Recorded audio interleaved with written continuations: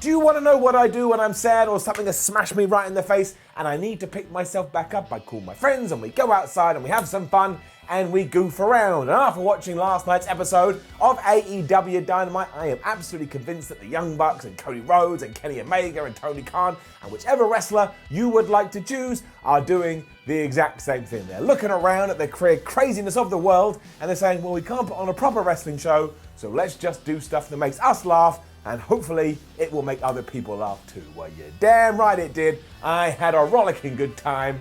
Let's up those doubts.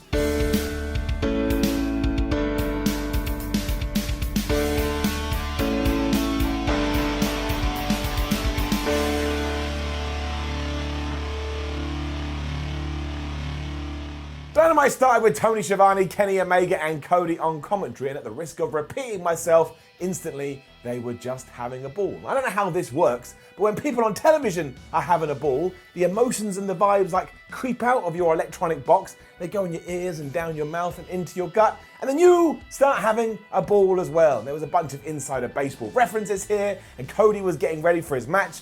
Despite being at the announce booth, he just went into the entrance tunnel, turned around and came back down.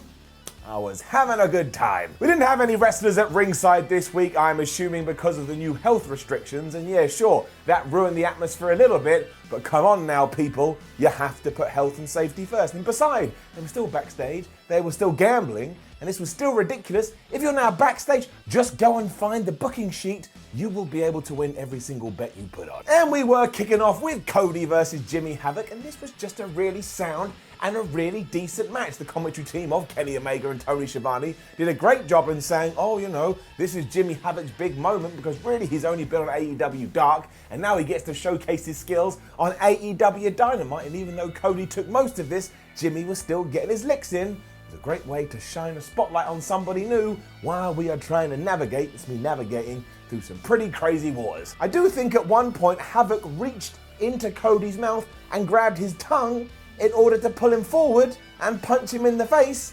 And that may be the most Mortal Kombat thing I have ever seen on a wrestling TV show. It's like he can't put his hand into Cody's chest and rip out his heart, boom, boom, boom, boom, like Kano. But I guess when you're trying to come up with realistic Mortal Kombat spots, this is something that would come into your brain. Unfortunately, it didn't help old Jim, because by the time they got back in the ring, Cody Rhodes hit him with 2 crossroads.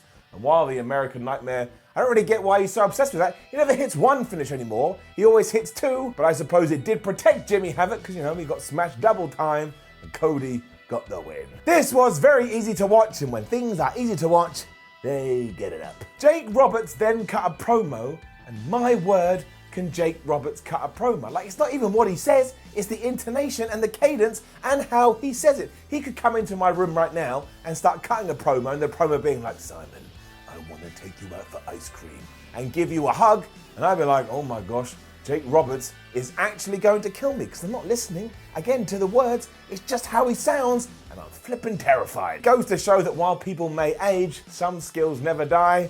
We gotta give him it up. On the other hand, I did just mention the things that he did say, and it kind of went off in his own crazy direction this week because he was annoyed that when AEW had started, nobody had got on the phone and invited him in. But you're right there now, Jake Roberts, so you should just calm down. And then he was then saying, also, the reason you didn't bring Lance Archer in was because you were scared of him. He's in the company too! And that's just me being a little finicky and pulling at straws, because hey ho, I ain't got a lot to do right now. I am trapped in my house, and there is like a tiny little part of me, like here, my liver part, that thinks, are these promos getting Jake Roberts over, or are they getting Lance Archer over? But I don't really care. I don't really care. The way that AEW shoot these, they're all super high in production values, and they're all well lit, and usually in some bizarre location. I just enjoy it. I just like it. Cody, after this, did say that Lance Archer will debut next week, so as long as he walks in and destroys some fool, all of this will be alright. We had another video after this time featuring Darby Allin, and he was doing his usual gibberish stuff, and even though it is gibberish, somehow it compels you, and it is very captivating. And then he set fire to a picture of the Inner Circle. So what we have learnt from Darby Allin over the last few weeks is that he really hates the Inner Circle. He did then have a match with Kip Sabian, though.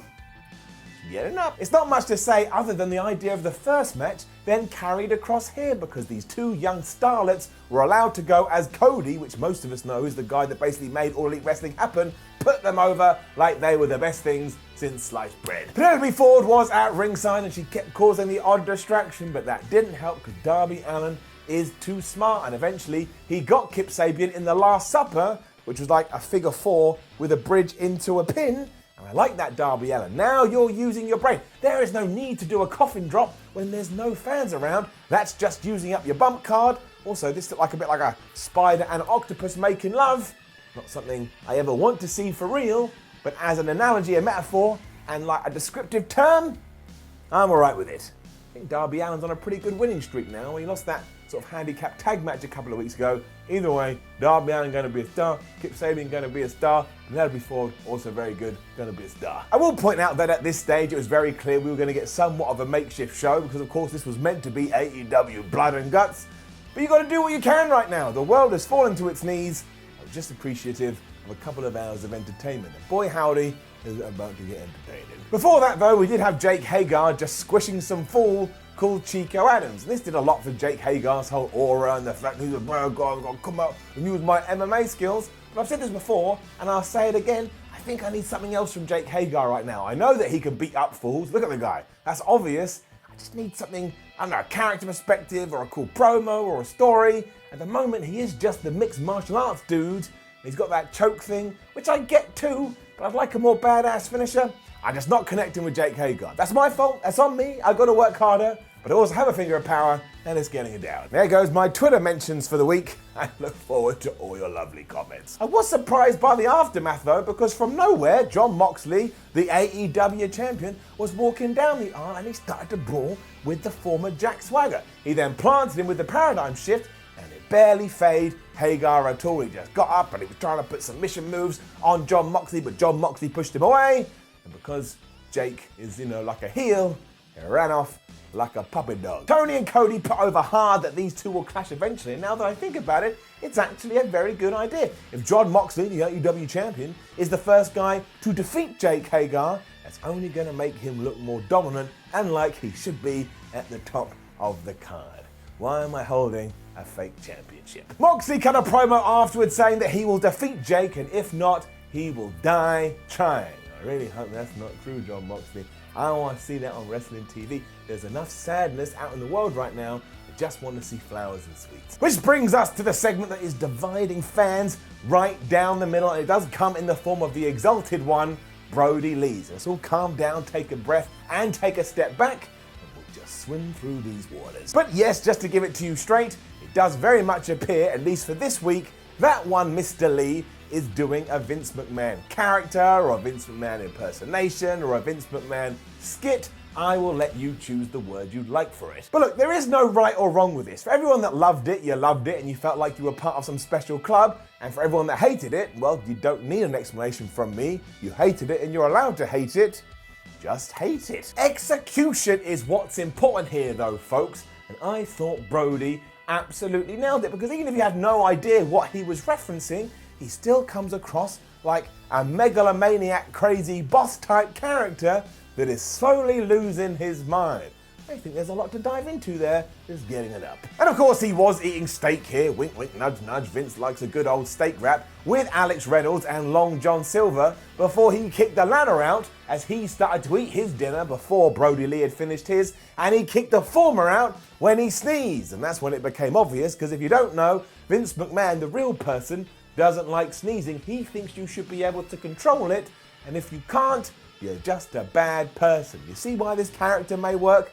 These are not the traits, well, they're eccentric traits. So we are really going behind the fourth wall here though, but AEW kind of backed it up, because then we went straight into a match with Brodie Lee, and he absolutely destroyed QT Marshall. When I say destroyed, I mean we may never ever see QT Marshall again, because he's just ash on the floor. So at that point, for me, it made all the sense in the world. And straight away you're saying, but Simon, you just said you didn't like the Jake Hager squash match, so how can you like this match? Well, I thought I made that clear, because there's a story here, and we're actually trying to build Brodie Lee up, whereas Jake Hager, he's just been doing the same thing week in, week out, and it ain't really working for me. Why are we talking about Jake Hager again? So you can get mad or you cannot get mad, but I enjoy everything we are doing with Brodie Lee so far. He feels featured, it feels like he's really going to get hold of this and sink his teeth into it. And afterwards, we also had a little bit where a mask or some form of Dark Order stuff was dropped onto QT Marshall, which I can only assume was an invite to join the group. So we shall have to see what happens. I also think this Vince McMahon thing is only going to be very short-lived and we'll get away from it.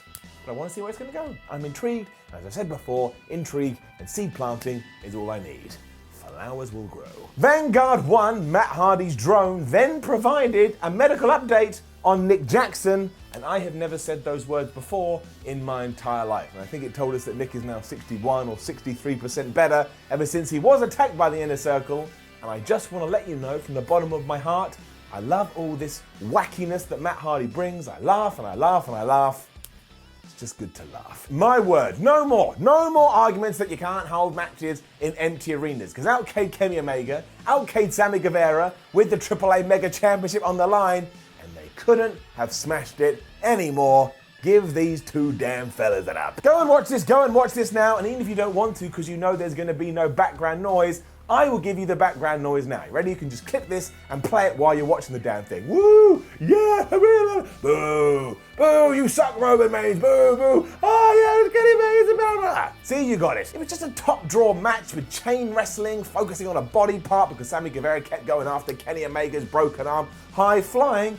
But we also had a segment of madness, which I always enjoy because for some reason, Sammy Guevara had some pictures at ringside and he found one of Brandy Rose and he started making out with it like it was the love of his life. It was really, really weird. She did then retaliate though by slapping him right across the face. And well, that should have been a disqualification. I ain't gonna talk about those no more because I listen to the fans, much like AEW. I listen to you guys, I listen to your fans, and you have told me in your numbers, boy howdy, in your numbers, that you don't care about these disqualification stuff, so I'm gonna take it, throw it out of the building.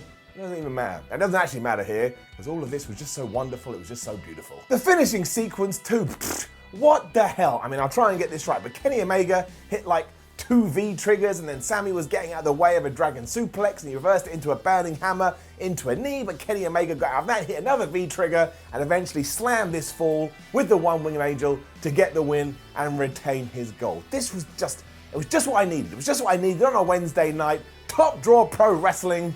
AEW, sometimes you get things so right. And that then doubled up because Chris Jericho was out and he cut a promo on Vanguard 1. I'm going to repeat myself because I can't believe I'm saying these words. Chris Jericho, the multiple-time world champion, yelled at a flying mechanical thing, and somehow it could be the best damn thing I have ever seen in my existence. I popped out of my mother's womb 30 or so years ago, and I've been waiting for this, and I finally got it. Chris Jericho, and all of this, what I'm about to talk about, is getting one massive up. I mean, he offered it a place in the Inner Circle, said he didn't agree with his political beliefs, said that he'd seen him on Twitter, and didn't like any of that stuff either. And when Vanguard 1 started to fly away, which I presume was saying, no, I don't want to join your group, Chris Jericho said that he thought Vanguard 1 was a piece of shit.